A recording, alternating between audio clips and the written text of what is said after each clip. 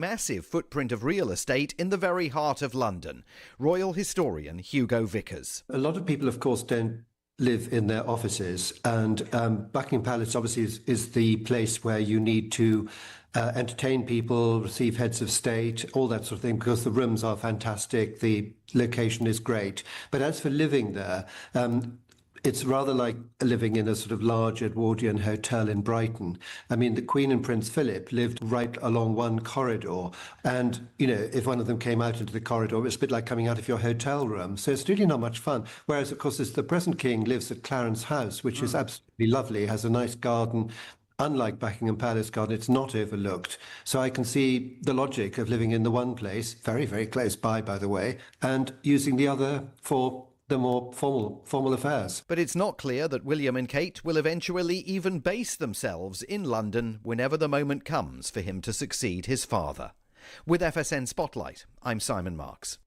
FSN is an independent source of news for TV, radio and digital networks worldwide. You can find more of our minute-by-minute updates on Twitter. Follow us there at Feature Story. And we have a wealth of audio and video stories from our global news bureaus on Facebook. You can find us there by following Feature Story News. Stay tuned for further updates right here. But for now, that's the latest Feature Story News. William Denzelo reporting.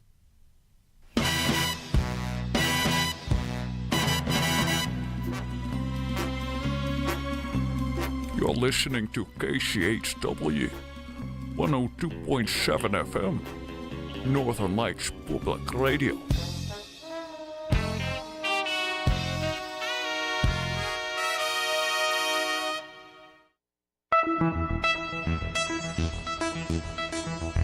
KCHW headlines. I'm Chuck Ritchie. Governor Bob Ferguson has named Angela Ramirez, a senior Biden administration official, as Washington's new Secretary of Social and Health Services. Ramirez, former Chief of Staff to U.S. Health Secretary Xavier Becerra, will oversee a $25 billion budget and nearly 18,000 employees, serving about 2 million residents through programs like food assistance, behavioral health treatment, and long-term care. A California native, Ramirez begins September 22nd with a salary of $258,744. She says her own family's struggles with homelessness shaped her belief in government's power to help people. Ramirez succeeds Cheryl Strange and B. Rector, who served as acting secretaries. And former Spokane Police Chief Craig Meidel has joined the Border Security Alliance Advisory Council, a nonprofit group pushing for stronger border policies. Meidel says Washington's Keep Washington Working Act, often called the Sanctuary Law, prevents local law enforcement from notifying federal partners when undocumented individuals commit crimes. He hopes to broker a compromise between state lawmakers and President Trump, who has threatened to withhold federal funding from sanctuary states. With tens of millions of dollars for law enforcement at stake, Meidel says Spokane is especially vulnerable, citing rising fentanyl deaths and increased border security-related concerns. In our last story, a dispute is brewing between the Pierce County Republican Party and the Washington State Fair. GOP officials say new restrictions prevent them from gathering signatures and selling merchandise inside the Showplex Pavilion, despite being allowed in past years. Fair organizers say those activities have never been permitted in marketplace buildings, offering the party an outdoor space instead. State Republican Chair Jim Walsh calls the restrictions viewpoint discrimination and warns the fair is exposing itself to litigation risk. Pierce County GOP Chair Dave McMullen will meet with fair officials Thursday, hoping to resolve the issue before the fair opens on August 29th. More information about these stories and more are available on our KCHW Radio Facebook page, or you can visit us at kchw.org. And for KCHW 102.7, I'm Chuck Ritchie.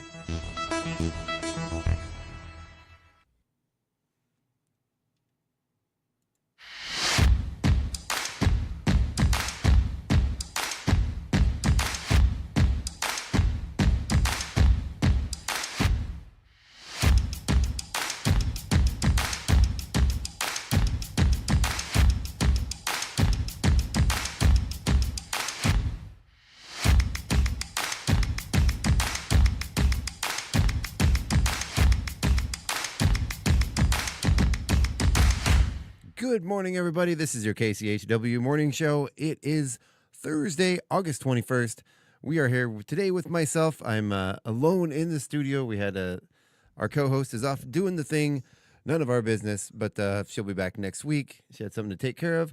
In the second half of the show, we have our guest, Sam Bradley. She's going to be talking about some stuff going on over there at Bradley's Taekwondo. So in the first half of the show, stick with me. We're going to go over the weather, some local events, the news, and try to figure out how to stretch this out with just myself for half an hour. So we'll be good. We'll figure it out, and then we'll be back again with Sam Bradley in the second half of the show. Let's go ahead and take a look at the weather for the area today. It's going to be hot in the next week. Today we have a high of 88 degrees, lots of sunshine, then a 55 degrees overnight low with clear skies. Maybe some light winds, not too bad though. Then tomorrow, things are starting to heat up in the 90s again. 92 for the high, 57 for that overnight low with sunny skies. On Saturday, a high of 96, getting even warmer. 60 degrees for that overnight low with mostly sunny skies.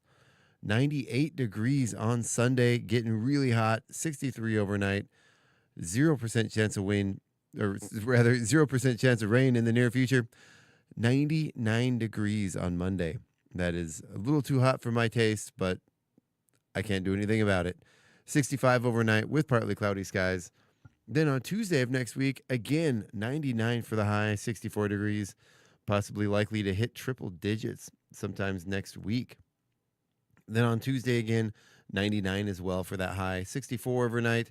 Not looking much better on Wednesday of next week, a high of 98 degrees, 63 overnight. But at least we get a 7% chance of rain, so fingers crossed we might at least get a little bit of the wet stuff coming down. Not coming down too much at all again on Thursday, but a slight relief with 92 degrees for the high, 62 overnight. Then I'm going to jump ahead to Friday next week, 90 for the high, 60 overnight. Then it looks like maybe the weekend of the 30th, we might be dropping down into the 80s. All right, let's take a look at our Two of the Valley Lions Club calendar. Today with birthdays, we have Kevin Smith with a birthday, then Jerome and Patricia McKenna have an anniversary. Well, there you go. Happy birthday and anniversary, everybody. We're not going to sing Paula's birthday song today because she's not here, and she does it so much better than I do. So let's move along, get straight into our community calendar. Today, we have the Senior Citizens Potluck and Games. This is happening from 10 a.m. to 3 p.m. at 3060 3rd Avenue in Valley. This is where senior citizens from Chewelah Valley and Springdale are invited to join on the first and third Thursday of each month for games and a potluck. Again, that's happening from 10 a.m. to 3 p.m. in the Valley Fire Department building. And I have word from people within that organization that I heard a while back. That day is hopping. They get a lot of folks there. They're having a good time doing that event. Then, an event near and dear to us right here at KCHW, we have auditions tonight. This is the second round of the casting call auditions for Nevermore Radio.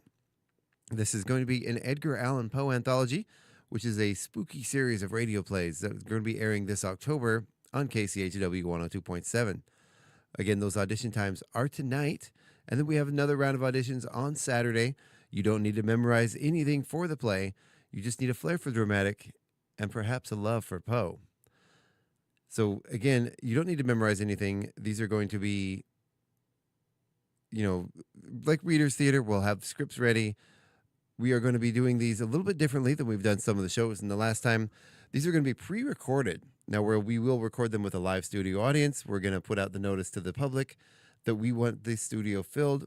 We're going to be asking for a donation for those seats because this is a fundraiser for the radio station. After all, you're going to come in. We will have a live audience. We're going to record the audience as well. We want all their reactions, all their gasps. We might even give them some direction on, make this noise there or do something here. So as the people in the audience, you will actually be a part of the show as well. We're going to need a live Foley crew, people making sound effects. Again, this is going to be recorded in 3 separate 30-minute series, which are going to be airing through the month of October. Now, I'm really, really looking forward to this. It's going to be a fun one. We're going to need lots of folks on hand, and the turnout for these auditions has been overwhelming. You guys are great. A lot of new faces in here, too, that some people I'm even meeting for the first time. It's pretty exciting stuff. All right, then tonight at 8:30 at the Oasis Tavern, from 8:30 to 11:30, they are firing up the machine for Craig Meyer Karaoke. Then moving on to Friday morning, we have the Chewelah Chamber of Commerce meeting. That's from 7 a.m. to 8 a.m. at the Mystiqua Cafe inside the casino at 255 Smith Road. Again, the public is welcome to attend the chamber meetings. Not just welcome, but encouraged. Then from 8 a.m. to 11 a.m. at the Chewelah Court Center at 243 Park Place is adult pickleball. This happens every Monday, Wednesday, and Friday. It is free for everyone to attend. They might even have some extra rackets if you don't know what you're doing and just want to go try it out. All right. Then on Friday from 11 a.m. to 3:30 is the Chewelah Farmers Market. Now, of course, we are going to be there. I'll be there with our booth. We're going to be selling raffle tickets for the Catch a Wave raffle, which will be drawn during our Rev It Up for the Radio car show, which I will discuss a little more detail after these announcements are over, or after we get through the calendar, rather. But on Friday, yes, so these Catch a Wave raffle, we have a kayak. We've got a bunch of great stuff from a whole bunch of different people. Again, we're going to get into that a little bit later. We'll be selling those raffle tickets in person at the Friday market. Come on by, see us, check us out, and get yourself a raffle ticket. Not only do you win some great prizes, it is a fundraiser for KCHW. Plus, you know, at the market, there's all those great vendors. We've got fresh veggies, food, hot food. I do believe there's going to be some donuts this week. And, of course, all the artisan crafters. And don't forget to stop by and bring your kid to the Colonel booth with our lovely Gina Greenwood. She's going to be there entertaining the kids and giving them lots of great crafts and fun things to do. Then over the weekend, we have a reminder from the Loon Lake Historical Society Old Schoolhouse Museum Gift Shop and History Room. That's open on Saturdays from 10 a.m. to 4 p.m. And, of course, we don't want to forget our own museum right here in Chewelah, the Walt Goodman Museum. They are open. I don't have the hours in front of me, but they're only going to be open for a few more weeks until they close for the summer. So if you haven't been down there yet, maybe it's a good time to check that out. And then again on Saturday from 4:30 to 7:30, we do have the auditions once again for Nevermore Radio. I forgot to put the audition information when I talked about it before. So you can reserve your audition time online at audition.nevermoreradio.com, or you can text 509-675-8556. Now, all these auditions are going to be held right here at the KCHW studio in Chewelah. And again, we're looking for voice actors, people to do Foley. We're going to need some sound people. We're going to get a whole crew going. It's going to be a great, great show. Looking forward to it. Then on Sunday from 4 to 8 p.m. is the All Ages Blues and Brews Jam, where you're invited to bring your acts and join the jam. Now, that Blues Jam has been a pretty great source for a lot of musicians to find, other musicians to jam with. There've been a few bands actually put together as a result of that event. That happens every Sunday at Fired Up Pizza, hosted by the Dinosaurs, which of course is Dino and Sally and Doug McQuain, and Craig's usually there. We got a whole bunch of musicians there every week. Old Man Mark from our Friday night radio show is there. It's always a good one to go check out. All right, I'm trying to pull up here the information for the Rev It Up for the Radio car show, which is another one I'm really excited about. We have some phenomenal donations from businesses around the area. I've been overwhelmed by the amount of support we're getting for this. It has been just absolutely fabulous. And we're going to get into that here, talk about everything that we're going to be seeing there. All right, here we go. This is a long list, so bear with me here. This might take us to the to the time we have Sam in here even. All right, so in the raffle, so this is the Catch a Wave raffle. Now again, these we'll have tickets for these raffles for the raffle on Friday, tomorrow at the Friday market with me. So the raffle prize includes a kayak donated by Rich and Sandy Johnson. We have a fishing pole and reel donated by the Valley Market in Valley. We've got a bucket of fishing gear donated by Seti's Ace Hardware. There's some really cool stuff in there. We have a Daypack backpack and Nalgene bottle donated by REI. We have a seafood gift certificate from Blue Creek Mercantile for $20. Of course, that's for when you take all this stuff and go out fishing and come home empty-handed. Stop by there and grab yourself some seafood on the way home. Then we have a $25 gift card from MK Coffee Station, a kiddie pool from Gina if it survives, but we have been using that at the market, filled with sand with prizes for the kids. We've got a little beanbag game, and they've been digging through there, finding little trinkets to take home with them. We've actually been having a lot of fun with that one. All right, so that is the winner of the raffle gets to take home all of those prizes. Those aren't each individual raffle prize. That whole entire thing I just listed there is the raffle package. So we are also going to be having a silent auction. And again, I don't know, remember if I said the actual time and date of the Rev It Up for the Radio car show. That is going to be August 30th from 9 a.m. to 3 p.m. in the Chihuahua City Park. We're going to have live music. There is a silent auction. We're going to be holding that raffle. There's going to be lots of fun stuff going on. 8251 Barbecue is going to be there, queuing it up for us. It's going to be a great day. I want to thank everyone who has done all the work on this. You know, David Bergman, who came to us with the idea and has been helping a lot behind the scenes, getting that car show set up for us and playing the music. Really, really appreciate you, man. And the whole band, Infusion, they're going to be the main band playing, and they're going to invite some friends to come play with them. So thank you, everybody. And Melissa Silvio, she is our fundraising director. She has been just going nuts out here, getting all these amazing, amazing donations from local businesses. All right, so we're going to start at the top of the list in no particular order. We have an annual family pass for up to 10 people in your family to the Blue Zoo Aquarium. Along with that comes a great little jellyfish made by artist Marcy Bravo and a good friend of ours here at the station. This is a jellyfish made from recycled materials. It's I'm looking at one right now that she gave us at the station. There's some yarn, some doilies, it looks like. She shapes them and puts them together. I think there might be some needle felted wool in there. We'll see, but it's really, really thank you so much for that. We have from Riverfront Park in Spokane. This is another one that's really exciting. Maybe a great package for a date night. We have 6 carousel rides, 2 sky gondola rides, 2 roller skate or scooter rentals. And of course, this is donated by Riverfront Park. We have an aquatic painting by artist Orla Colvin. We have a Tin Lizzie car painting by artist Tom Miller. A Waits Lake brown trout fish painting by artist Tom Miller. There's a little bit of a fish theme going on here.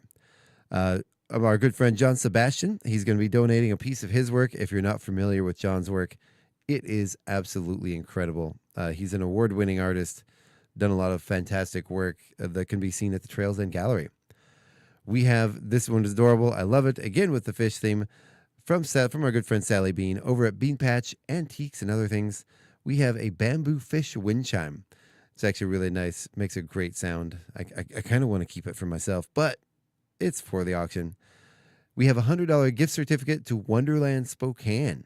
If you're not familiar with this, it's like a fun.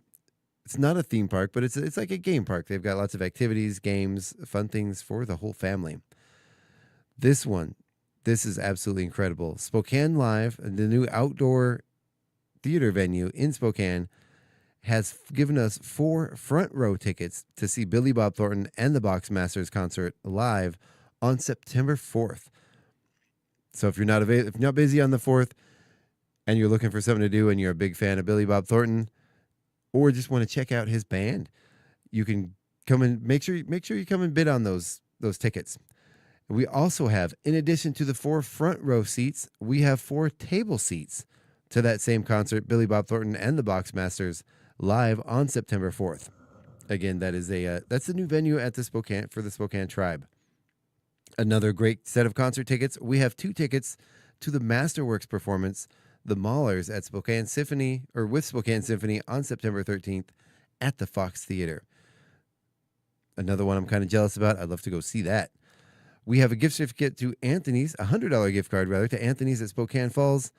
We have a $50 gift card to either Frank's Diner or The Onion. It is good at both places. We have a year membership of Life Flight. We have a lake floaty and a tube thing with life jackets. This is donated by Solnix. We have this great little package that Bud and Diane Evans put together, which is a cute little quirky fish. It's a fish-shaped plate. It's a cookbook with recipes using tinned fish. It also includes 3 cans of fish. It's actually quite a fun little package. She's wrapped it all up in cellophane. It's really cute. This one's another fun one. We have a large basket of peaches donated by Columbia View Orchard.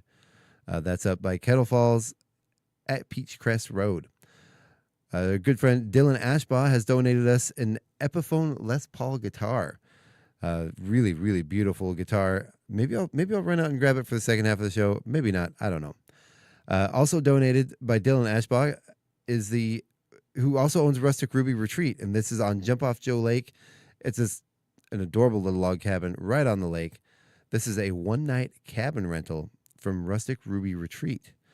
We also found out just the other day we're getting some more of those pool floaties from Safeway right here in Chewelah, as well as a $50 gift card to Safeway. And we're working on a couple other things that I probably shouldn't mention until we have them finalized and in our little hands. But this is going to be a fantastic silent auction. I'm really excited about it. Some of these things we'll probably put together and make little packages. We're still working on how we want to do that. I'm thinking, maybe let me know in the comments if you're listening.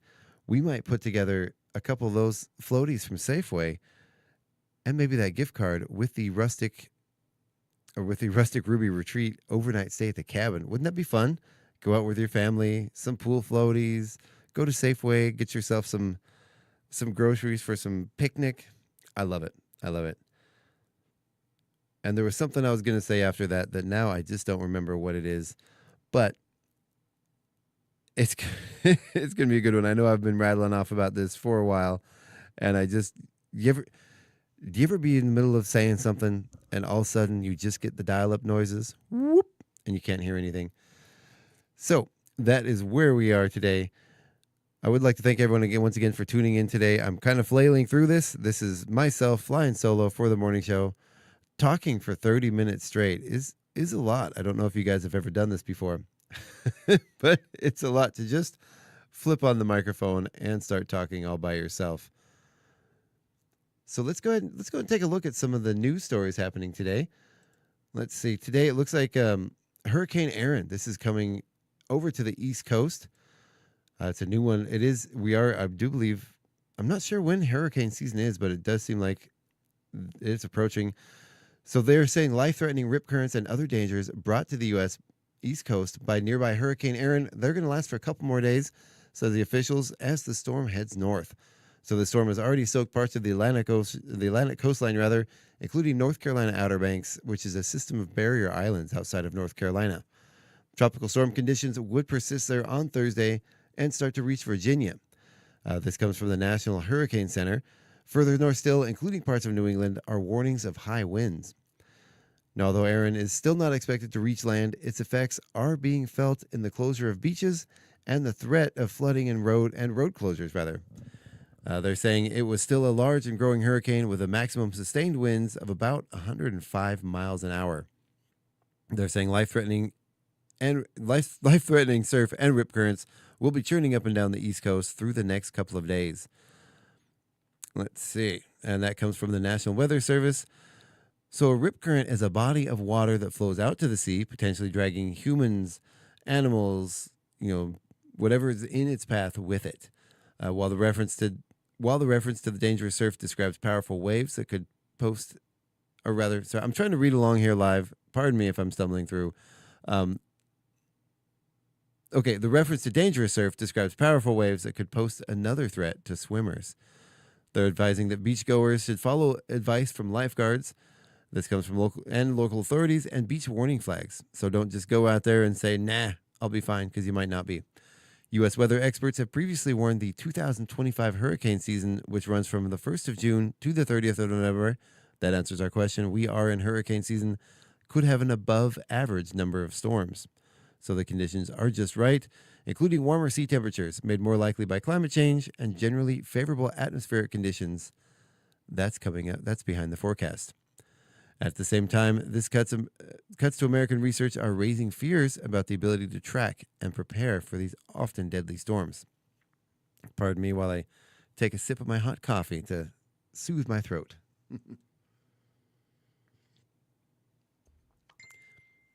Man, again, coming on here live, doing this, talking for so long, it really dries out your mouth.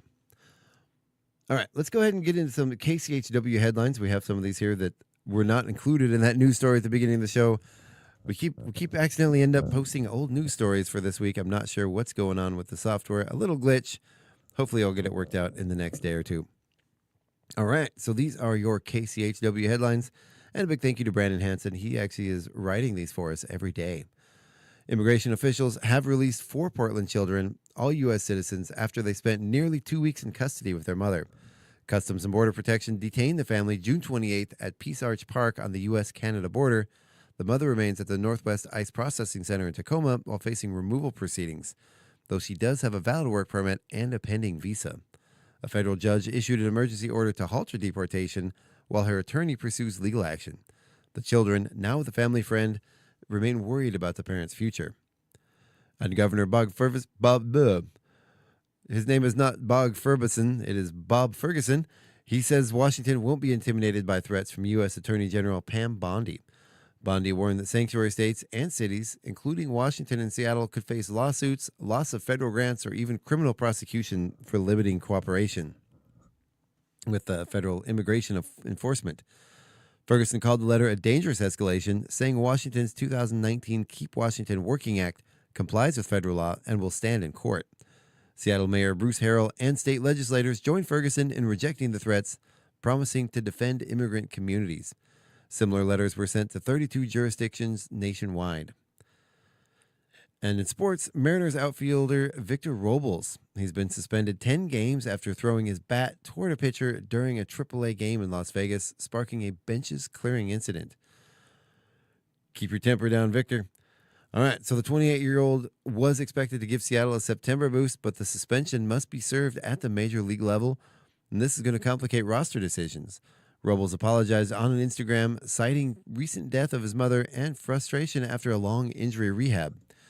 So still, league officials say safety does come first. The Mariners will now decide whether to activate him immediately or wait until September when he'd be eligible for only 15 games. So that was your KCHW headlines. And really quick, too, I want to talk about another fundraiser we have coming up. We're going to be entering a fundraiser drive here for KCHW. Again, kicking things off with the Rev It Up for the Radio Car Show, our auction, our raffle prize. Then we're going to be moving into another one that we're already preparing for. September 20th, we actually have an estate sale. We have a lovely human being in Chewelah that is leaving the area, and as she's leaving, has donated the majority of her personal possessions to KCHW to sell in an estate sale. Now, that's going to be happening September 20th at the Chewelah Center for the Arts. We're going to be outside in the parking lot back behind it with a fenced-in area. She's got lots of great stuff that she's donated to us. Again, the way an estate sale is going to work, and again, since it is a fundraiser for the radio station, day one, everything will be laid out, clearly marked with prices. On the first day, the prices are what they are. That's we'll be doing some research and figure out appropriate prices, but also prices that will bring in money for the radio station to operate. This is not a yard sale or garage sale. These will not be negotiable prices. You come if you like the item, you like the price, go ahead and make your donation to KCHW, and we really, really appreciate it. And then on day two, everything will be marked down 50%. So if you come day one, see something you like, you can come back the second day and see if it's still there for 50% off, but it might not be. So once again, a huge, huge thank you to that young lady who has donated that stuff to us.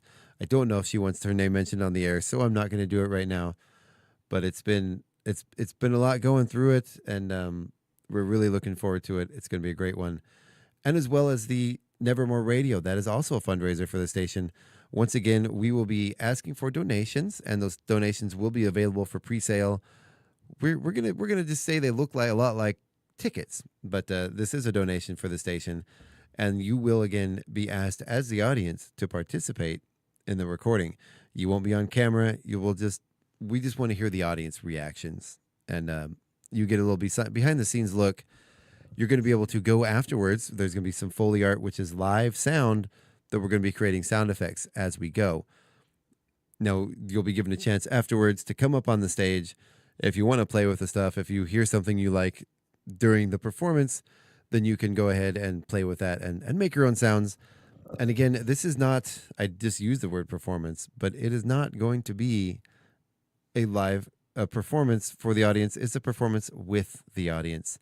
And there may be times when we need to do a retake, much like a TV show that's, you see here at the beginning of it.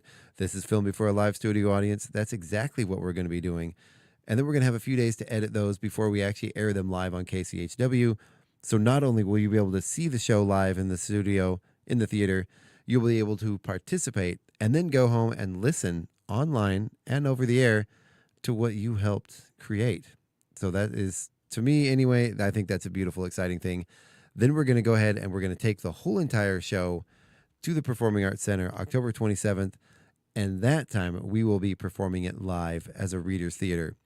And that one's going to be a beautiful production. I'm really excited about it. And we'll have those donation slips and the tickets for the final show on October 27th available very soon. All right. So I am still rattling stuff off here. I think we're going to go ahead and go to an early break. I'm going to throw in a couple news stories because you don't want to just hear me keep rattling on here. I'll start getting philosophical about stuff, and nobody wants to hear that. So we're going to go ahead, throw in a couple extra news stories here.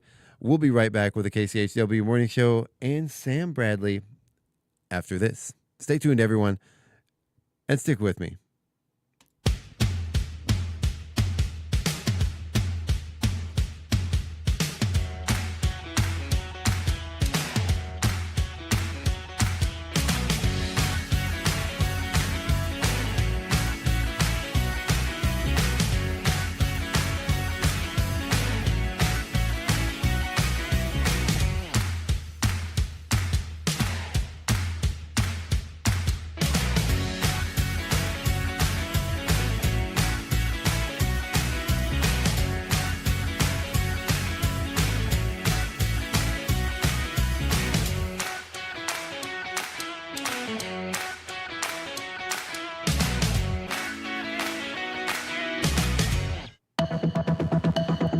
The Public News Service Daily Newscast, August the 21st, 2025. I'm Mike Clifford.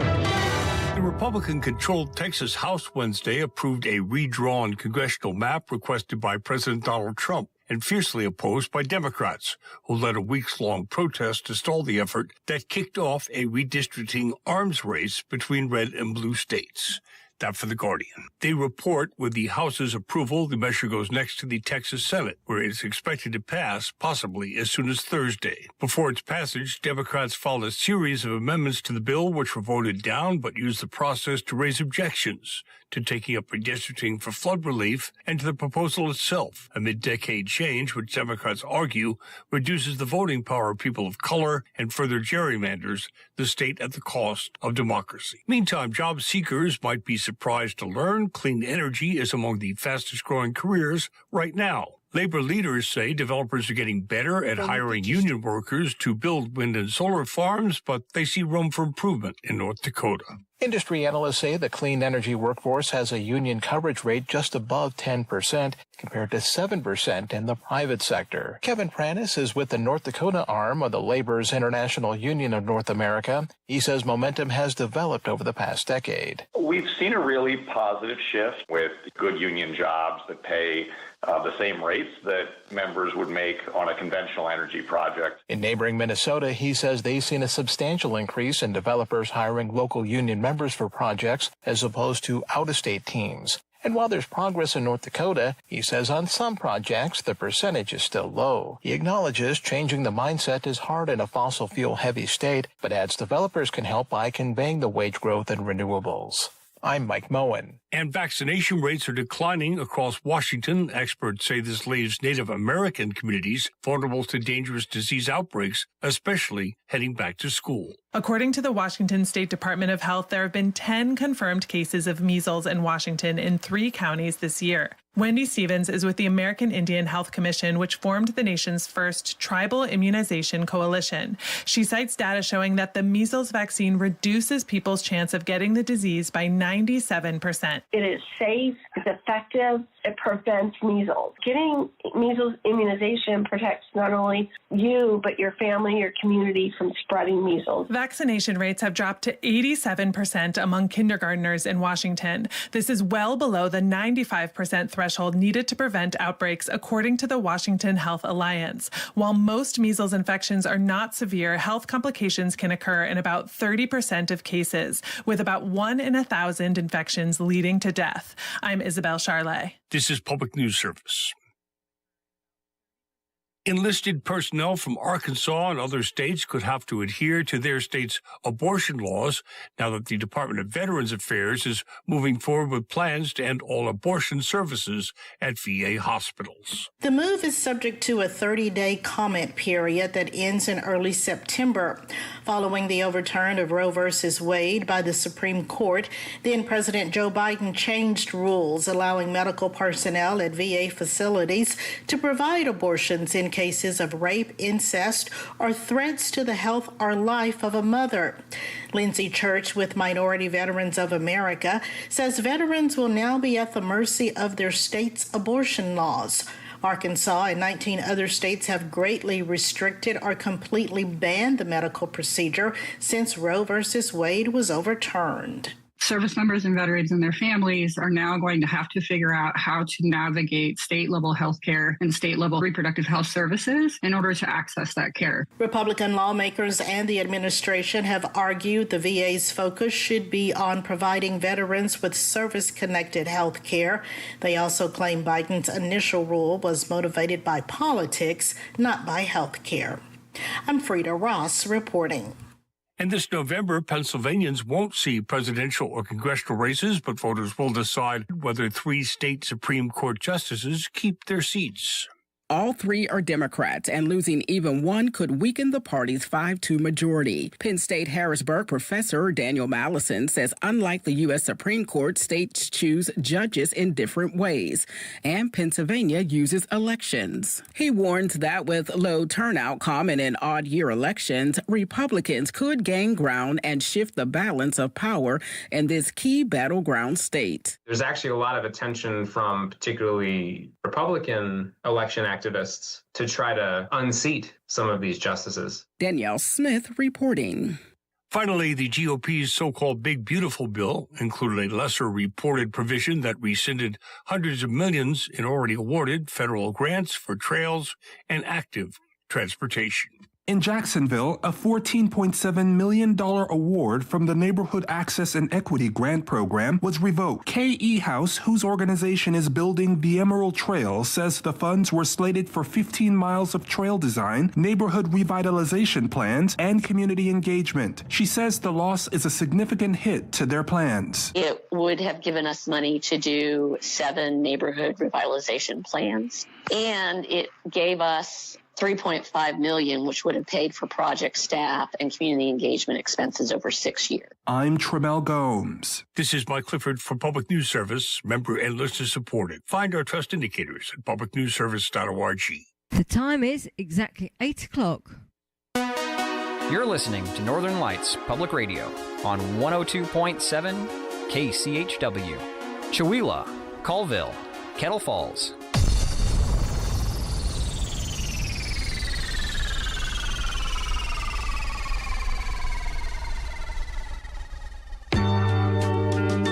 For the Daily Yonder and Public News Service, this is the news from rural America. Native American tribes are finding ways to improve health care on rural reservations. For decades, the federal government's Indian Health Services controlled care in those communities, but that's changing. Geraldine Church with the Great Plains Tribal Leaders Health Board says tribal sovereignty in healthcare makes a difference. What has been really exciting in the last few years is seeing our tribes in the Great Plains reevaluate what sovereignty means in the space of healthcare. In South Dakota, the tribally owned Oyate Health Center does better financially than federal services while still expanding access. And Church says a new cultural advisor helped add a community garden and brought in heritage foods like buffalo that provide healthy lifestyle options based in tradition. It makes a huge difference when it's your own community members, your own tribal members running healthcare. I always say nobody loves our community like we do. By June 2023, tribes directly operated more than 3/4 of their health programs. The elimination of federal tax credits could impact future renewable energy projects and local infrastructure funding in rural Texas. Julia Tilton explains.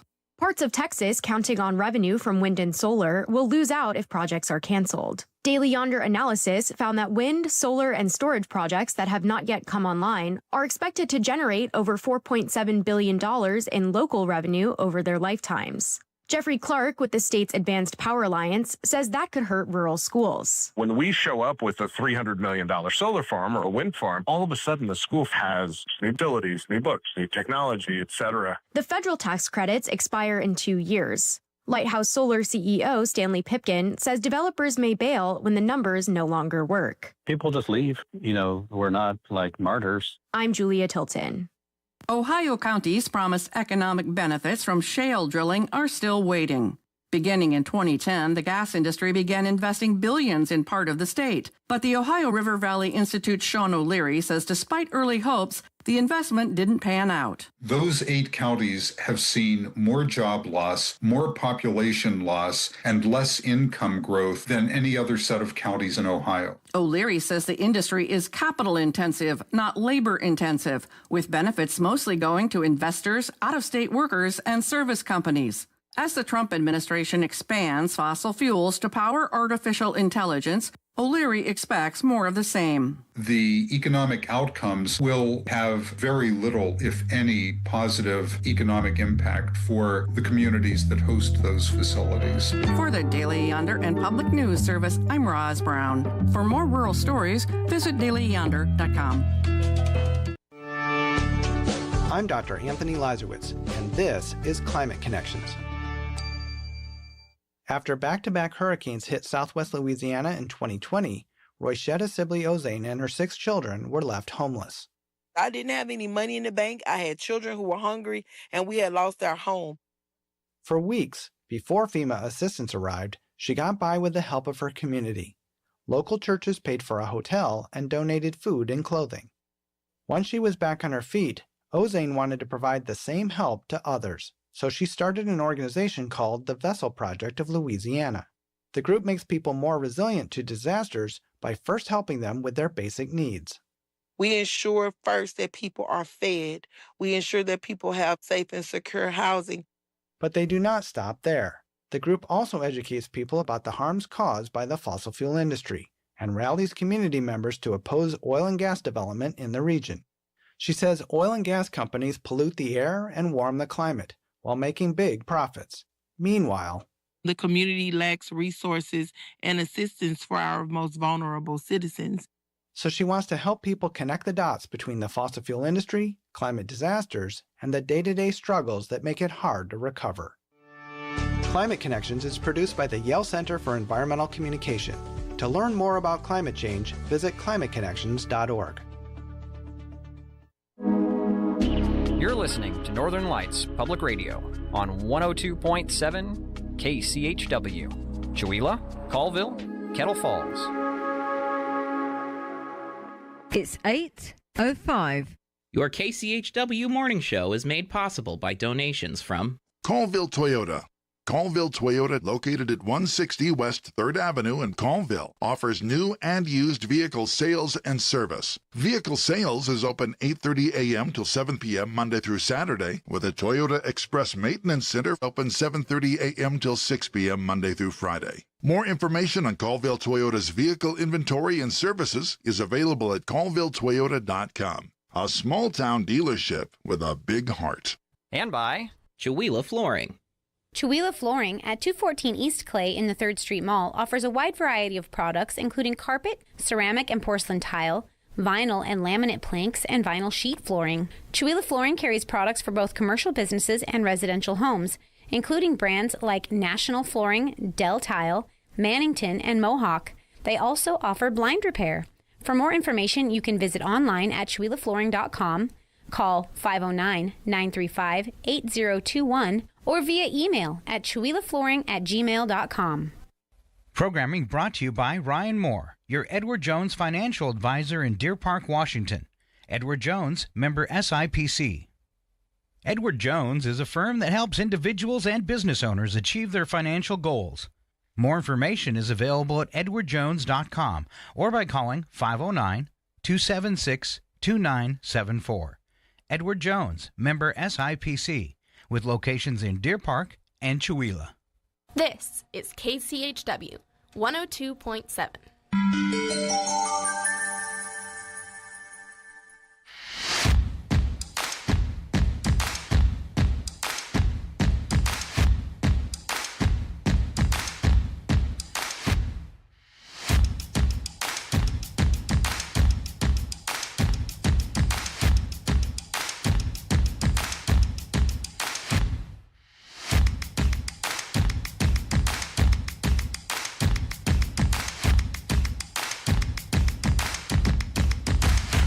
Good morning. Welcome back to the KCHW Morning Show. Once again, or I guess still, it is Thursday, August 21st. We are back again for the second half of the show with myself, Chuck Ritchie, flying solo over here in the captain's seat, and we have our very, very special guest today, the lovely Sam Bradley. Good morning, Sam. How you doing? Good morning. I'm doing great. Yeah, thank you for coming in today. I really appreciate it. Well, thanks for having me. Yeah. So you guys have been busy over there for the summer. Oh my gosh. Yeah. I went in. We're just going to get right into things. I went in yesterday. Actually, first of all, introduce yourself to people that don't know you. I'm Sam Bradley. I am the owner and head instructor, or I should say co-owner and head instructor of Bradley's Taekwondo, right on Main Street in Chewelah. And I'm a 5th degree black belt, testing for my 6th degree in March, so that's going to be fun. We've been operating here in Chewelah since 2008. We're a state and federal nonprofit, and we're just here for the kids. That's awesome. So co-owner, are you allowed to talk about your other owner? I am. Yeah? So my other owner, she has been. She literally learned to walk on the Taekwondo mats, and she is a 4th degree black belt.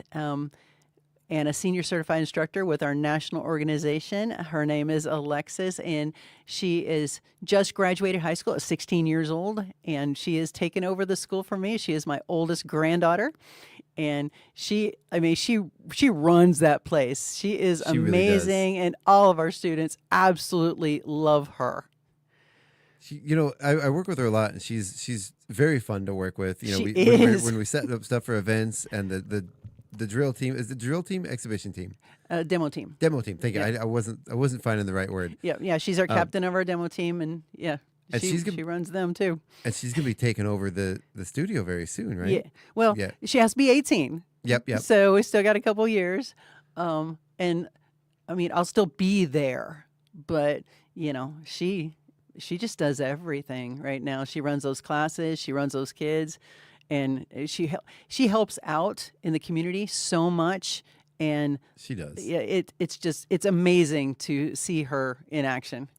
And she's so impressive because she's so capable, and she has this maturity level that's not like other kids her age. No, she has always been older than her years. And I understand your decision to want to take it over. And I honestly, one of my kids was in Taekwondo for a while. I talk to you a lot. I spend a lot of time in there. Love your haunted house. Oh, thank you. And I can't imagine anybody in your organization who would be better suited to fill your shoes. Yeah. And since we're talking about her, she is actually in the running for Youth Athlete of the Year. If you go to either my Facebook page or our school's Facebook page, and click on the link, you can vote for her. This cycle, they have to be in the top 10. Mm-hmm. So any votes we can get today before 7 p.m. and, get her back in the top 10, and she can continue on. I think it's for like $25,000 and an ad in Sports Illustrated. I mean, it's a big national thing. Yeah. So, but if we can keep her going in it, that would be awesome. And she's currently in 11th place. And she was 9th yesterday. Yeah. So we got to get her back up there. You can also, right here on this video feed, I just posted the link. Nice. So you can go ahead and find it right there. And Paula says, yes, everybody vote. And Paula says, Bradley's is awesome.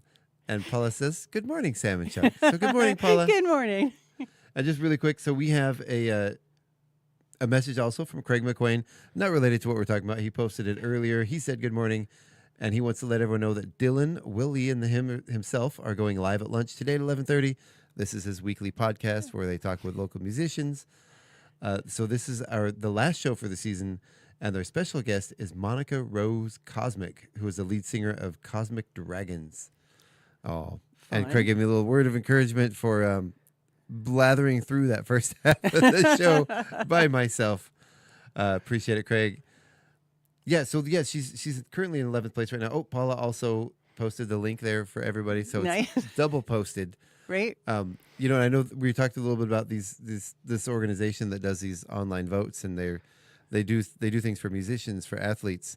Yep. And there's what does she get if she wins this? She gets $25,000, and there's a like an ad or something in Sports Illustrated, and a branding deal with, I think it's called 3 Brand or something like that. I could be wrong on that name, but yeah, it's a branding deal, which could, really, really help her, especially, like I said, she just graduated high school. Yeah. And, this could really help her in her future endeavors. Absolutely. So, yeah. And she'll probably just sink it all in the Taekwondo. Anyway, probably, but she also wants to travel around and go to our other schools in our organization, and spend like a week here or there teaching. Yeah. And they've all invited her. We're just trying to come up with the funds to fly her out. She always has a place to stay and Right. of course a place to work, but yeah, it's just getting her flown out there. so you mentioned a couple times other places in your organization. Is it studios? Is that the right word, or is it? Well, technically, if they're Taekwondo only, they're a dojang. Okay. Yeah. But is yours is because you have other martial arts there as well, right? Yeah. So we just call ours an academy because we have Japanese style, we've got Korean style, we've got everything. So we try not to limit what we're called. Right on. Yeah. So yeah, the organizations, are you a member of an organization then, or how does that work? We're a member of IMAS, which is Innovative Martial Arts Systems, and they are nationwide, and that's why our tournaments are always like in either Florida or New Orleans, or they're all over, and but there's so many schools. Like when we go to a tournament, there's usually about 600 competitors. Yeah. So it's big, and all my third degrees and higher, they have to test at nationals in front of a board of masters. So if my kids are third degree or higher, I mean, they earned it, because that's one, it's scary. Oh yeah. And two, they really have to prove themselves. Oh, I can imagine. Yeah, and most of my instructors are third degree or higher. Yeah. So, yeah, that's cool. And one thing I've noticed, a lot of the kids, the local kids that come out of Taekwondo, they're very well behaved. Yes. They are hard workers. Yep. I think they learn a lot of valuable life skills from being there. They do. We hold them accountable because we're supposed to be living by the tenets of Taekwondo, which is courtesy, integrity, perseverance, self-control, and indomitable spirit. And they're supposed to live that throughout their lives. And, the ones that really take this seriously, and they're going to exhibit that, not just in the dojang. I mean, they're out there, they're doing community service. They're helping others. We've got a couple that Milans and everything for older people in their community. They don't charge them or anything like that. They just want to help people, and I mean they're just great kids. And the teachers at the schools always love our kids. Oh yeah. They're always just like, oh yeah, no, they're so awesome. I've seen a change in them, and that's what we love. It's how they're going to go out into the community and, grow up and just be better people. So you're talking about their teachers at school? Yeah. Oh, I can imagine. Yeah. And I bet you a lot of them go on to have leadership roles in their classrooms and with the definitely. other organizations. Yeah. Yeah. So you've been teaching since 2008 as Bradley's Taekwondo. Yes. How old were you when you first got into Taekwondo? Oh, it's okay. It's funny. I was 38. Okay. When I started doing Taekwondo. I've done other things, but... And you're a couple years older than that now. Yeah. About 20 years, yeah. About 20 years older than that. So at 38, what made you decide to start doing Taekwondo? Were you just looking for something to do? Or? Well, I was always interested in it. And then my second daughter, Jess, her best friend that she made when we were stationed in Alabama was a second-degree black belt in Taekwondo. And so Jess decided I want to do this. And then I'm like, well, let's all do this, you know? And so, she got us into it and, never looked back.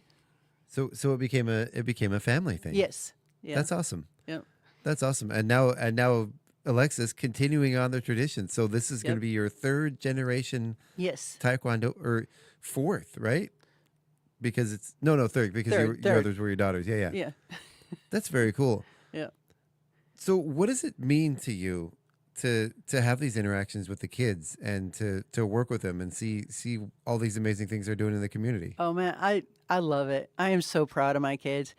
And one of the things that I really, really love is I've got Chewila is a small town. So most of our kids, when they grow up, they go off to college and they move away. I mean, they have a life, Yeah. Oh yeah. But anytime they're in town, they will run into the school, even if they only have a moment, just to get a hug and run back out. We just had one going back to college a couple weeks ago, and he runs in.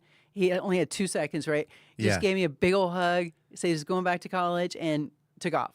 And that means so much to me. In fact, we just had 2 of our instructors that had been gone, doing life as adults. Yeah. And they are back teaching.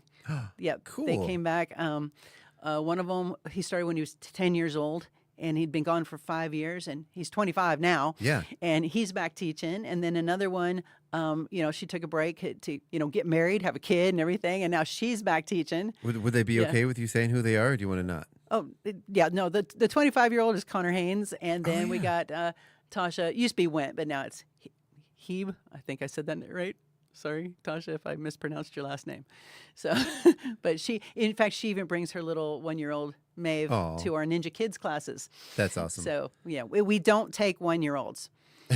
Okay, she's just out there with her mom. I want to make that very clear. We take 2-year-olds, but not 1-year-olds. So I remember Tasha from when my kid was doing Taekwondo many years ago. Way back in the day. It's hard to believe it's many years ago. Mm-hmm. That's crazy. Yeah. But was she Tasha? My brain is fried. Was she part of the demo team? Yeah, she was, and she is again. Yeah. So the summer, because I kept looking at her, I'm like, gosh, she looks so familiar. Uh-huh. You look just like the girl that was there when my kid was doing Taekwondo. Yeah. But you can't be her because you still look the exact same age. Oh, I know. She has not aged. I swear. Like, you were a teenager, and you look like a teenager. So it's clearly not you. Are you related to her? She's like, no, that was me. That's me. And I'm like, she's back. What? Yeah. Yeah. That's awesome. She's doing. It's good to see her back. Cause, yes. Because I've been, working with you guys a little bit over the last couple of years, and I didn't see her. Yeah. And it's fun to see her back. She's a wonderfully sweet person. Oh my goodness. Yeah. She's wonderful. Yeah. I know. I think she even actually, when my kid was there, much younger, had to go out of town once, and I think she actually came and sat. I'm not going to use the term babysat, right? Yeah. But as an early teenager, hung out with my kid for a week while we had to be out of town, and the kids couldn't come. Mm-hmm. So yeah. Yeah, she's a little trustworthy. Yeah. Very, very trustworthy. It's that Taekwondo training, right? Yeah. So you mentioned a little bit the what would you call it, the Ninja Kids? Ninja Kids. Ninja Kids. It's a brand new program we just launched at the first of this month, and it's for ages 2 to 5, and it combines tumbling, obstacle course, and of course martial arts. They get out there, and I mean it is structured. We do ask that the 2 and the 3-year-olds, the parents or whoever brings them, older teen, whatever, is out there on the mats with them. Yeah. Just because they're little. Yeah. And then the 4 to 5-year-olds, of course, don't need a parent out there, but the parent does have to be present in the school, because again, they're little. But it's 30 minutes a class twice a week. We have 3 different sessions right now, and it's so much fun. Oh, I mean, I thought it was going to be fun, but no, it is so much fun. I mean, these kids are laughing. All us instructors, we are having so much fun and laughing. They're learning skills. They're learning patience, and to listen to their instructors and everything. But they're also developing their bodies with forward rolls, and what we do on a gymnastics bar is called a twirly whirl. They get up there, they hold on, and then we help them twirl around the bar, like do a full 360. A full 360, yep, and that's awesome. It's so much fun. Yeah, I can imagine. Do they do it like around their waist with the bar? Okay. Yeah, we've got the little belly pad. Oh yeah. So and I'm in charge of that. So tough job. Tough job. It's my favorite thing of the day. I tell you what, these kids are great.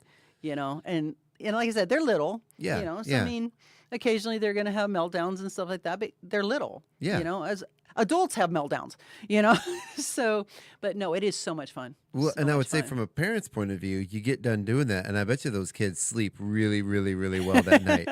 Probably. They're probably tired. They probably go to bed early and have a great night's sleep. Yeah. And one of our sessions is during the school day. Mm-hmm. So it starts at 2, goes to 2:30, and that's the Monday and Wednesday. And so we figured that was going to be for like the little kids that have, siblings in school. So before they go pick them up, they can bring them to Ninja Kids and then go pick up the kids. The other sessions we have are at 5:30 on the evenings of, I think, Monday, Wednesday, and then Tuesday, Thursday are the other sessions. And how long are the sessions? Half an hour. Half an hour. Cool. Yeah. Yeah. Well, they're little. I mean, you don't want to push them past half an hour. It's 3.5 hours. Right. Drop your kids off at 8 a.m., pick them up before you get off work. Yeah, No, I did not say that. No, we're not doing that. That I was saying what is not happening. No. So I was in there yesterday, and it really did. You saw me. You saw the look on my face. I was looking around like, "What is this? I know. This is amazing. It is so much fun. You've got little tunnels for them to climb through, and it was bright and colorful, and all the kids were out there having a blast. It was. I kind of wanted to get out there and play around. Oh, roll around I on the ground. understand that. Yeah. Oh yeah. So tell us some of the other programs you have going on. So we have our normal Taekwondo classes, right? And they we start them at 4 years old, and goes up to adults and everything. We've got adult students too. Then we've got Kempo Karate, and that's Okinawan Kempo Karate. Okay. It is a smaller class, and that's for older teens and adults only. We don't let little kids in that one. Okay. And then we've got our Ninja Kids, and then of course it's getting close to October, so then we have our haunted house. Yes, you do. Yeah. Yes, you do. Which I'm so behind. We will get it done, but oh my goodness. You know what? Planning things and events and stuff. You're always behind. Oh, I know. Always behind. Yeah. But this haunted house, I will warn the community. This one's scary. Our first one, a couple of years ago, it was scary. Yeah. But last year we had more of a theme, so it was less fear. Last year was fun. Last year felt like you were in a Brendan Fraser movie, like The Mummy. But this one it's clowns. It's a carnival. Ooh. And we're just working on terror. Yeah, it's going to be so scary. But we're actually going to have a carnival outside, like a little carnival games and everything, so that anybody can do that, even if they're not going through the haunted house, because, again, it's a fundraiser. And is that going to be scary? No, the carnival outside is just games, beanbag tosses and stuff like that. And then you enter... If you want to, then you enter the haunt. Oh, I want to. And we've always done about 2,200 square feet. It's going to be a little bit bigger this time. And like I said, it's just scary. I'll have to say, and we're trying to figure out how to, because this is just an idea so far. We're trying to figure it out. We want to do the last hour of each haunt day, adults only. Oh. Yeah, because then we can blast like some hard rock music and up the fear even more. Yeah. Yeah. But again, this is a live haunt, and we don't touch you. You don't touch us. Yep. And most of our people in there are black belts. So, right. So don't touch. Don't touch them. Don't touch them. if you touch, you will be touched back with a fury. Right. Yeah. So, but we've never had a problem with that before. So people are always so respectful. They're so sweet. People know where they're at. Yeah. No, they're just nice. And I think they are aware of the consequences before they go in. Not only are they going to be scary clowns, they're scary black belt clowns, which just adds a whole other level. Right. So last year going in, I mean, I wasn't amazed because I've been to a couple of them before, but it feels like the production value took a leap. Yeah. And it just, I'm not saying the other ones weren't great. Gosh, don't put that in my mouth. Oh, no. But I was just blown away by the production value. It was professional quality. It was amazing. Part of that I can't take credit for, because our friend and we taught her daughter for a long time, Amy, came in, and she just has a flair for things like that. Yeah. Seriously. And so I think she upped it quite a bit just by her level, with the detail. She taught me a lot. Oh, yeah. So I'm hoping to, pass that into, this year's haunt. And Amy, if you're listening, I want you back. So. Oh, she's not. Oh, she's just busy. Oh, yeah. Yeah. So, and her daughter is, she just graduated. So, I mean, she's busy too. So, but, hopefully she'll stop in and, just help me with the ideas. Well, I know last year we did a live walkthrough. Yeah. And I would love to do that again if you'd have us. Although I've got a better handle on some of the audio stuff. Last year, apparently, when we went through live, we didn't record it, so I didn't hear it, but other people were listening and said all they could hear was me giggling and Paula screaming. There was a lot of screaming. They couldn't hear anything else. So this year we're gonna try to capture the sound a little bit better. Cool. I don't want to go through with video. Right, because that gives it away. We want people to experience it for themselves. Yeah. But if you hear what's going on, you're gonna want to go check that out. Yeah, a big part of this year's haunt is blacklight.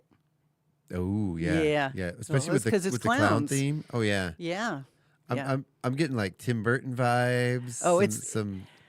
If it comes out the way we're planning, it's gonna be something. Oh yeah. So I'm excited. I'm really looking forward to it too. Yeah. That's amazing. Wow. So we got a bunch more comments from Paula here. She did ask a question. She said, "What are they called? The Tigers? Who are the Tigers?" Okay, so our little kids are so not the ninja kids, but our little taekwondo kids. Okay. So we have tigers, which are our 4-year-olds. Then we have dragons, which are our 5-year-olds, and then they go up to juniors. Okay. So, yeah, our little ones, they're on a different belt system. I mean, Right. obviously, because they're little kids, and they get more one-on-one, kind of training. Not completely one-on-one, but I mean, just a little extra help because they're little. Yeah. you know. But I tell you what, they do so well. We've got a few. We got a couple of tigers right now and a few dragons, and then of course tons of juniors and So do you see a big difference in the kids when they start at that age, like that tiger level, and go through as opposed to the ones that start later as teens? Yeah. I mean, they all turn out, great. Don't get me wrong, but when they start when they're young and they stick with it, which sometimes for parents is hard because, what kid doesn't occasionally go, I don't want to go, you know? But if they push through that, they get their foundation when they're young, and then when they go into like the junior group, there's a difference, So like if you have a kid that starts at 8, which technically is what considers the perfect age, to start taekwondo is around 8 years old. I could see but that. When you get those little ones coming up, by the time they're 8, their foundation is so set. I've had actually 2 kids get their black belts at 8 years old. Wow. Yeah, they're with their first black belts. I mean, don't get me wrong. It's the first black belt, but yeah. Can you get a little closer? Sorry. There you go. That's okay. I know. I keep my face keeps wandering away. Yeah. And in fact, I've had 2. Like I said, 2 of them get their black belts at 8, and one was one of my granddaughters. Of course. And the other one was Cam, because she had started at 4 years old. Wow. And she trained, seriously, from 4 years old. Man, she was dedicated. So and now she's a 3rd degree. You know what I love seeing when my kid was going through it, and just see it, popping in, the little ones that are really serious about it. Yeah. They are. I know they're very serious and they're just trying to learn, but they're really adorable. Oh, they really are. When they're 4 years old and they're just trying to give it everything they have, and they're serious. They're so serious, and they're focused, and to see someone that small be that focused on something is, it's inspiring. I think at 4 years old, the only thing I could focus on was a bowl of Lucky Charms. Maybe some ice cream. Right? Or a dog, Yep. Or whatever that shiny object was over there. Mm-hmm. I don't know if I remember I tried doing karate as a young kid. And, of course, I'm a Gen Xer, born in the late 70s. So to me, I was a kid, karate kid. Right. I want to be the karate kid. Yep. And then you get in class and it's not Mr. Miyagi teaching you. It's not. And you don't learn 3 or 4 moves and suddenly you're an expert. No. So what do you say to I guess all ages of people that have these expectations, and then they go in there and they're like, wow, this is really work and this takes longer. I know most people understand that, but sometimes as a kid you don't. Yeah, no, most people actually don't understand what it takes. But they learn really quick, and we try to keep it fun also, especially for our younger ones. The main thing I would tell people is, like, if you're going to do it, commit. Just no matter how old you are, commit to it, because if you give it enough time, it's going to become your life. It's going to become part of, this is what I do, Right. and it's going to be better. And then for a lot of the parents with the little kids, I would tell them, relax. Yeah. Your kid's going to be wiggling out there. Yeah. They're going to be giggling. They're going to be wiggling, but they're kids. Right. And it's okay. Right. We'll handle it. And if we're letting it happen, it's okay. Yeah. Because they can't, little kids can't just stand. I've had teenagers that couldn't just stand there, I'm 47 years old. I can't just stand there. Well, I mean, one of my third degrees, he was severely ADHD. Yeah. But he was one of the most amazing martial artists I have ever met in my life. He's often, I think he graduated college already now, but he turned into like amazing martial artist. But could he hold still? No. So I mean, it didn't matter. Right. He was focused, he was driven, and yeah, I mean, but we're gonna wiggle. We're not gonna be perfect. None of us are. Even us instructors, we're not. Oh, yeah. But just let it happen. Yeah. Just, as long as they're being polite, they're respectful, they are listening. Yep. That's what matters. And then we'll get them there. I think as somebody myself with ADHD, people see me squirreling all over the place or looking away or focusing on, and I'm still listening. And I think it's important that people understand that us ADHDers are, we're still capable of, we're still listening. We still absorb it and we still know what's going on, but we're just also doing 3 other things at the same time. Exactly. Yep. Yep. And we just have to have, understanding and patience, and it's all going to be fine. And that's what I think I've noticed, with my kid in it and popping in and talking. I love talking with you. I love just going in and saying hi. Everybody's having fun. Oh, and, yes. And it seems to be like you're learning martial arts. Yes, you're, it is serious. And some people take it more seriously than others. Mm-hmm. But all of the people that take it really seriously and the people that are there for the fun can still mesh and get along. Yeah. And you become... It's more of a family atmosphere. Definitely. We just taught the kid from California, and his family, of course, came with him. And that's what they said, too. After just being around us a few hours, the parents were like, you guys are a family. Oh, and we are. I mean, well, part of it is my family is there. But no, my instructors and, we're all, I mean, everybody leaves at the end of the day. They're all giving hugs, saying bye. And it's just, that's the way it is. Yeah. I don't want to be one of these instructors that if you breathe wrong, you're going to be doing push-ups for an hour. Right. But I mean, like I said, we do, yes, you do have to listen. Yeah. You have to focus, you have to be honest, you have to, there's a lot of things you have to do, but you don't have to be perfect. Right. Do you ever make people do push-ups for yes. misbehaving? Okay. Oh, good. yeah, definitely. We do a lot of push-ups or squats or hold plank. And, no, there are consequences for your actions. Good. But most of the time, we don't have those actions. Right. They're in control of themselves. So they do good. And I've seen it a lot where, again, because I spent a lot of hours in there when my kid was there. And there were times when, some of the kids would start misbehaving, as kids do. And it's the other kids that step in and say, "Hey, do you want to be doing push-ups?" Right? You're like, you should stop. And the other kids do a really good job of not doing it harshly, but in a way that's loving and saying, "Hey, let's focus on what we're doing." Yeah. You occasionally, especially during testing, when they're all sitting, they're sitting still watching whoever's up there, testing at that moment, and one will start talking, and one right next to him will go, "Shh. Don't do it." And when Alexis Foley takes over, she's not going to put up with that stuff. Oh.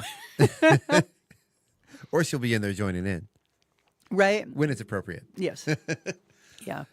So you're going to cringe or you're going to roll your eyes at me. I'm going to get back to the Karate Kid. So the Kenpo Okinawa style karate. Yeah. Or that's what it was, right? You say karate? Yeah. Yep. No, that's... I know it's a movie. I know it's fake, but is that sort of the same? Because that movie, the Mr. Miyagi was from Okinawa, in the film. Is that kind of roughly based on that stuff? I know. See, you're cringing and you're rolling your eyes at me. Yeah. Sorry. So in the first Karate Kid movie, at the very end, it does that crane kick. Yeah. That's the number 3 jump front kick. We teach that to white belts. Yeah. Yeah. I figured. I love the fact that he goes, there is no defense against this kick. It's just, and we all go, there's a million defenses against this kick. And it's one of those. It's not like you don't know what's coming. Right. You know? It seems like a really like a guy throwing a punch. Yeah. That, There's like takes a really long four time. different blocks that you could do real easy or evade. Yeah. Or just step 3 feet back. Yeah. Anything. Yeah. Just tilt your head to the side. I mean, anything. Or like with your arms up. What are you?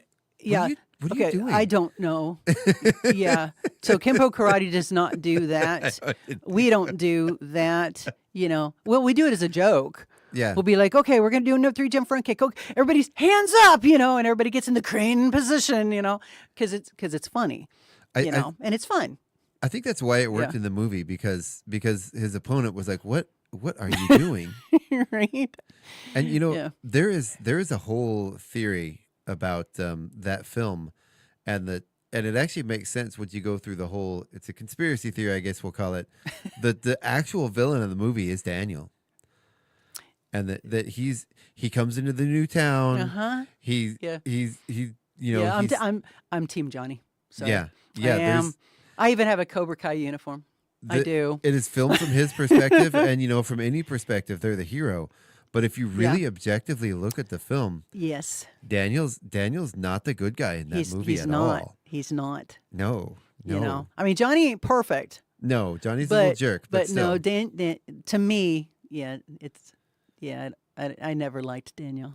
No, Yeah. although I did watch it a few years ago and hadn't watched it at all since I was a kid. And you know what? Dangsford isn't still a fun movie to watch. No, it is a fun movie, but yeah. All right, I'll stop talking about that. You don't want to hear about it. You're in there cringing inside. I know this is a painful conversation. I had to go there. So we've talked about the Ninja Kids. Yep. We've talked about the Tigers. Yep. We've talked about the haunted house. What are some of the other programs you have going on? Oh, we actually have a back to school special going on right now. Okay. So, and can I say prices or not? I never know. You can tell us where we can go to find those prices. Okay, cool. Yeah. So basically you can call me, stop by, or there's a sign outside of the school. But we do run a back to school special. It's really cheap for the first month, and you do get a free T-shirt. And, Nice. just get the kids in the door to see if it's something they like, because you never know. Sometimes, especially kids that, they're just not finding their way with other sports or anything like that. This is an option, Now, of course, we have a lot of students that, like right now, I've got one of my black belts. He's getting ready to do football, and then all summer we had some in baseball. So I mean, our students do other sports, and we always encourage that because you never know where you're going to find exactly what you absolutely love. Oh yeah. And one of my black belts was big in softball. She actually went to college doing softball. But they can do both at the same time also. They don't have to take a break from one or anything, because we will work with your schedule. Yeah. To get the kids in, or if they do need to take a break for, another sport, that's fine too. We understand. Oh yeah. Kids need to do as many things as they can, as many things as they want to. Oh, we absolutely. just always hope that, come back because we're here. We're here year round, Do you get a lot of kids that participate seasonally? Oh, yeah. Okay. Yeah. In fact, I've got a couple of my black belts that have been out for baseball most of the summer, and they still are. But as soon as they're done with that, they're coming right back. Yeah. So that's sorry. I smile. We're patient. I smelled. I got distracted by reading some of the comments here. Oh. Again, Paula said Paula doesn't like clowns. I know. And I know. And she's a little scared. And she just said in the comments, she'll go through it with me, but she's gonna have her eyes closed and she's gonna be clutching my back. Right. So Paula, don't worry, we'll get you through it. They're we'll survive. Yeah, and I will tell the clowns to be nice to her. No, don't do that. Because I'm gonna be with her. I don't want to be mean to me, but then leave her alone behind me. How about that? That'll work. Sounds good. Sounds good. Yeah. So she also commented that when her kid started, he was really worried about the technique and the stance, and you told him, relax, you got it, you'll get it. Well, yeah. And now he's doing great. Yeah. Well, the thing is, it's not a race. Right. Everybody trains at their own speed. Right. I tell this story on Alexis all the time. I mean, she's a 4th degree black belt right now. Okay. And she's amazing. I mean, anybody that comes and watches a class and sees her do her thing, I mean, oh my gosh. I mean, she even has TikTok. She has Instagram page. I mean, she has everything. And she does training videos, to teach people weapons and stuff like that on these platforms. But when she was younger, she was a purple belt. Because, we have purple and senior purple. Yeah. For a year. Okay. We have a testing every 2 months. Yeah. Okay. But she was just she wasn't ready. Yeah. And she knew she wasn't ready. It didn't even slow her down. She kept training and everything, but she just wasn't ready. And if a person that was a purple belt for a year can make it to 4th degree black belt and be as amazing as she is, I mean, it's not a race. Right. Go at your own pace. You're going to get there just as long as you keep training.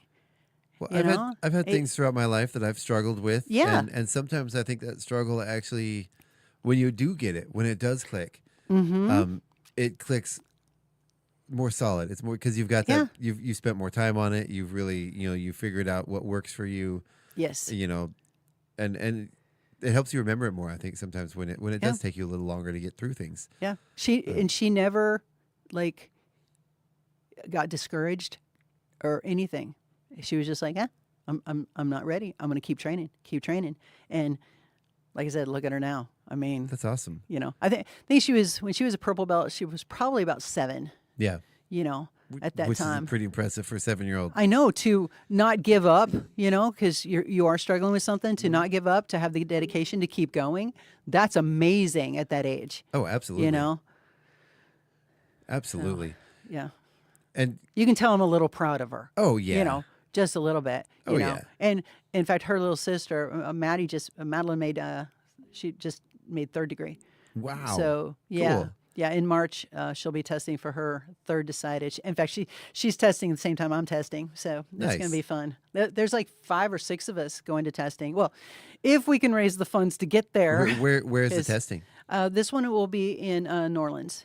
New Orleans. Okay, Yeah. so that's at the big competition in New Orleans. That you guys Well, and normally we're in Orlando next week, but we failed at raising the funds to get our team there this time. So for the first time in over a decade, we are not going to be attending nationals the end of August.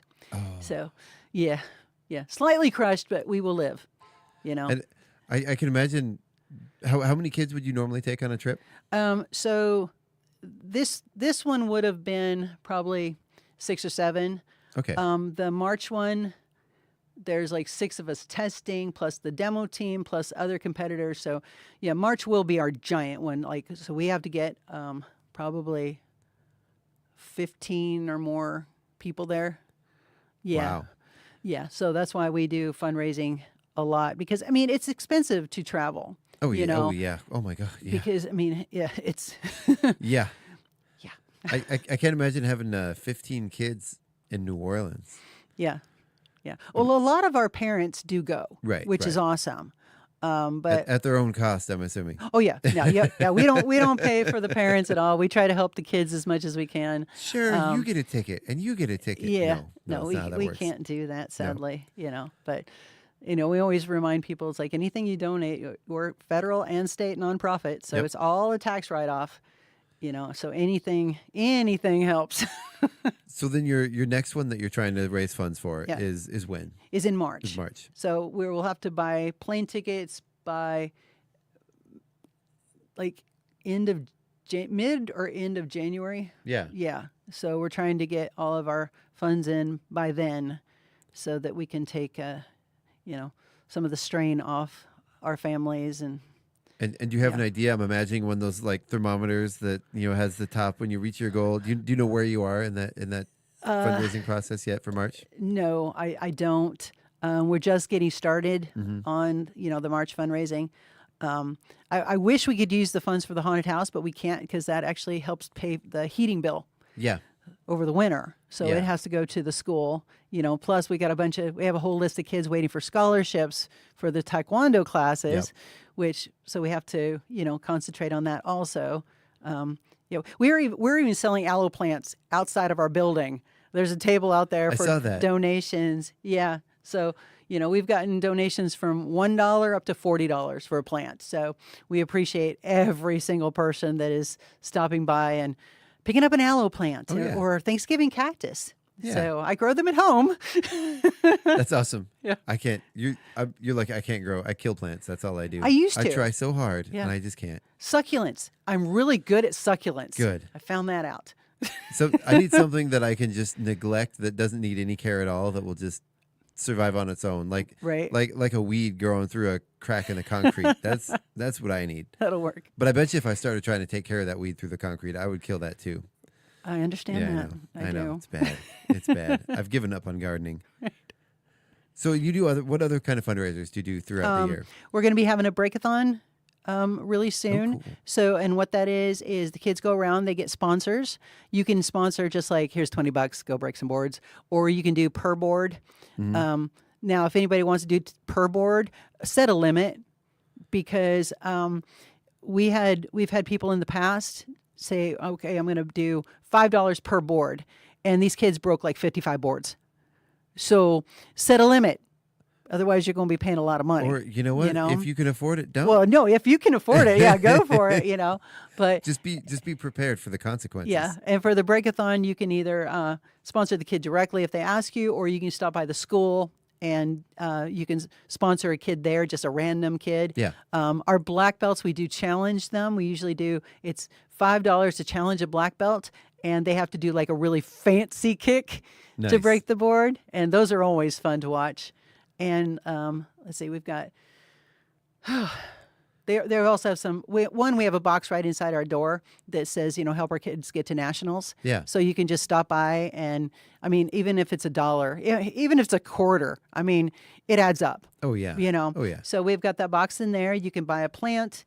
The kids have a fundraiser going on right now that if they can get $500 raised, I have to dye my hair, but it's with the spray stuff. Okay. But then one of my black belts, she's like, well, if they raised $1,500, would you dye it permanently? And I'm like, yeah, I can be bought. If they donated $1,500 to get our kids to nationals, but also my hair is very short and it grows really fast, so it wouldn't last too long. But I would do it. Yeah. And then our instructors, they're all going to be wearing, like, I think Connor said he'd wear a tutu for a week, and because all of this stuff is for a week. And Alexis wants to wear one of those inflatables. They're gonna play for a week. If these kids reach their goal for the fundraiser. Are you talking about inflatable, like one of those flamingos that you wear around your waist in a pool? Yeah, one of those things. She's gonna wear one for a week? like almost like the sumo suits or anything that has a little blower. Yeah, or she's like going the to teach suits? classes in some sort of inflatable. For I a think week. that's going to for a week. I hope. Yeah. I hope she does. Yeah, I hope they reach it because I just want to see that. Oh yeah, I really do. Yeah. That's incredible. So one other thing I want to talk to you about, we talked about these kids programs. You mentioned a little bit about, the back to school kids. Yeah. Do the kids get school credit, the homeschool kids, for taking your classes? So it depends on the homeschool, but most of the ones that we've taught, because the homeschool organizations used to pay us to teach their kids for classes, but they stopped that several years ago. Oh, okay. I thought they were still doing that. But no, as far as I know, what I've been told is that, if they attend our classes, they do have to pay for them. Right. But, they get PE credits. Very cool. So especially for the homeschool kids. Yeah. And used to, the high school would actually give PE credits for our school too, but that was when Mr. Hogan was the principal, so I don't know if we could get that reinstated or not. That'd be cool too. It really would. It really would. So if you know this, if you're with the school district, contact you. Yeah, that would be a lot of fun. Yeah. And I think really good for the kids. Oh yeah. Very cool. Give them that option. And Paula just said TKD is PE. Oh yeah, that's right, because she has a homeschooled. Her kid is homeschooled. I love that. Yeah. So one thing, gosh, sorry, Paula, I'm not keeping up with all your your comments, but Paula loves you guys. She's very excited. I know. We love Paula. Everybody loves Paula. Come Right? on now. So she also has the family-friendly haunt, and I do believe those. Yes. Yeah, and she works with our dates too. So if our haunt is too scary, or if you just want to go to hers and then come to ours, or vice versa, there's options. And she's right across from not the tip, but the wide end of we're going to call that the south end of the wide end of the Triangle Park. Triangle Park, Halloween. Yep. For the week leading up to Halloween, correct? Yeah. Ours is the 17th, 18th, I think 24th and 25th is the next ones, and then of course the 31st. And we also do Boo Fest. Yeah. So, but we are not giving out full-size candy bars this year. We cannot afford it, but we are giving out 3D printed clowns because our haunt is clowns. So that's what we are going to be giving out for Boo Fest this year. I got to tell you, that's better than the full-size candy bar. Right? That's what I thought, And, that's cool. And my daughter is doing all the 3D printing for us and everything, and they're full-color little clowns. She's probably already starting that. Oh, I'm sure. Well, actually, no, she's still working on some props for me now. Okay, yeah. Plus her shows that she's doing. But, no, we'll have 800 little clowns to give away. That's awesome. And she's been doing amazing stuff with the 3D oh my printing too. Gosh, yes. Jurgen's Creations. Yeah, she does amazing. She's at the farmer's market every we every do week. have to give her a shout out because she actually printed up something for us last year for our market. She printed up our little donation box. Oh, cool. That we have. It's super cute. I asked her. I was thinking like a donation bin, something to have on our tables that's cuter than just a glass jar, Right. And so we came up with the idea. I don't know if she came up with the idea or if we thought of it together. I'm going to give her credit because she's awesome. Came up with a guitar case that opens up and then it sits on top of a little bin. That's cool. So you put the cool. money in the guitar case and it falls down into the bin underneath. Yeah. And we didn't pay her for it. She said, if you can afford it, give me some money. If not, it's a donation. Right. And I said, we're the radio station. We can't afford anything ever. But yeah, no, I really, really appreciate it. And I always make sure to have her cards out there and let everyone know. But they have the most amazing stuff out there. Yeah. She's done our keychains for us. She's done the joints for my little clowns. She's doing the clown heads I've got these little clown dolls and she's doing the heads for me. So That's awesome. No, she's helping us out a lot. When you say joints for the clowns, are you talking about like for the humans to wear? No. Okay. So they're PVC, but PVC joints are really, really expensive, and we have no money because we're I know the feeling. Yeah, none of our instructors get paid. I mean, like we all volunteer our time. Right. So, so she printed out these little joints, so I didn't have to go buy PVC joints to make the little clowns. That's awesome. I know they turned out really cool, very durable too. I'm like, oh my gosh, imagine. I can imagine. Yeah, she does amazing stuff with. She does. She really does. It's Incredible. So I had, wait, hold on a second. Oh yeah, Paula was talking about the little, which I love those too. I've got one too. The little doggy noses that you push the button. Oh, yes. So tell us what you got coming up. Tell us what you need for fundraising. And I do want to say too that I put up if you go to the comment section on this video, I did put up the link to their website. Cool. Tell us the website that you can go to if people aren't looking at the link. It's for our school. It's Bradley's BradleyysTKD.com. It has not been updated for a little bit because I had trouble logging in because Weebly went crazy for a minute. I don't know. But that's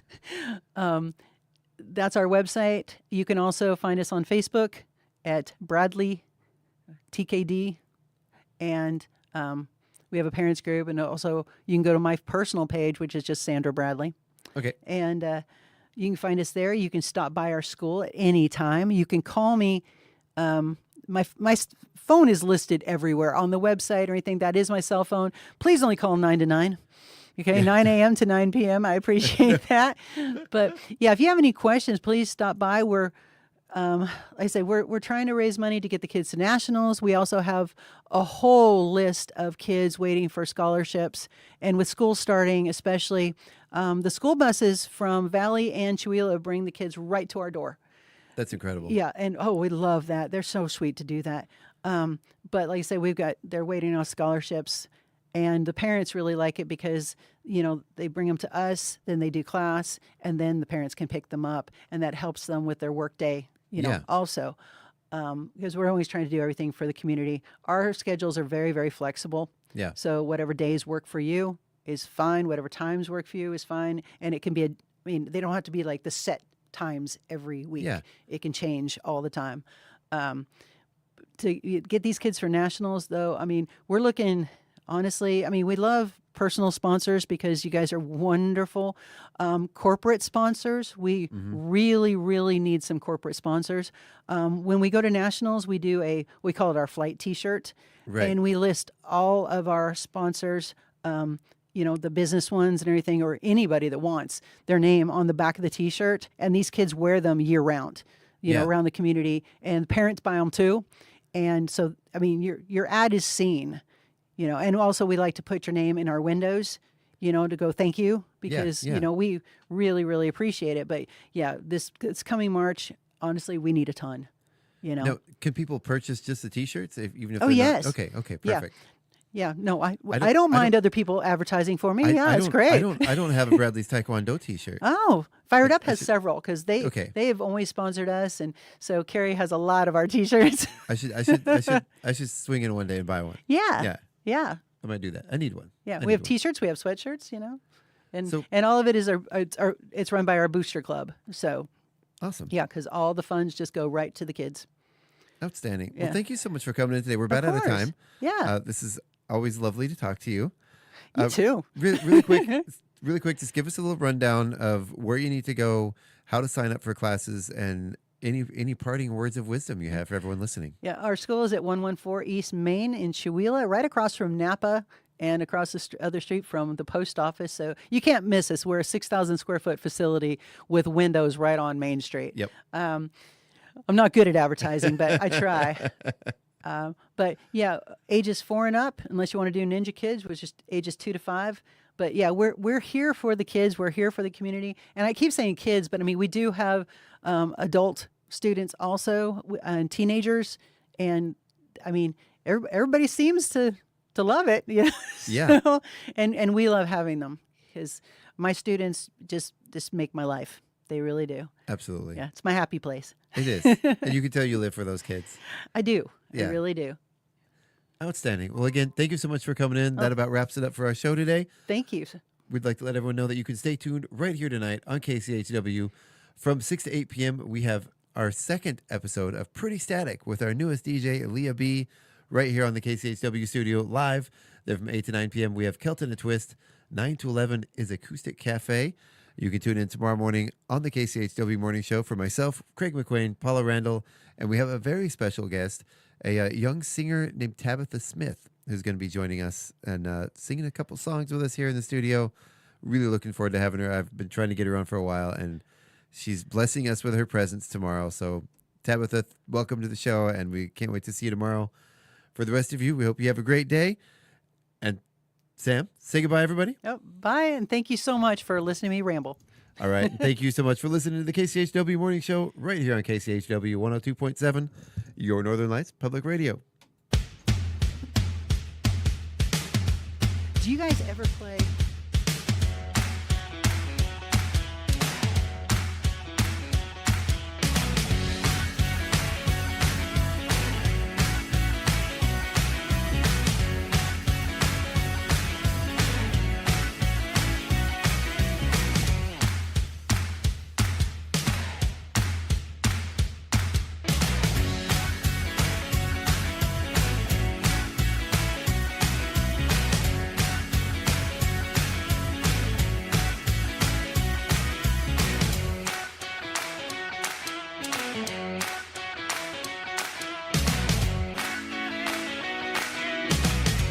It's 9:01.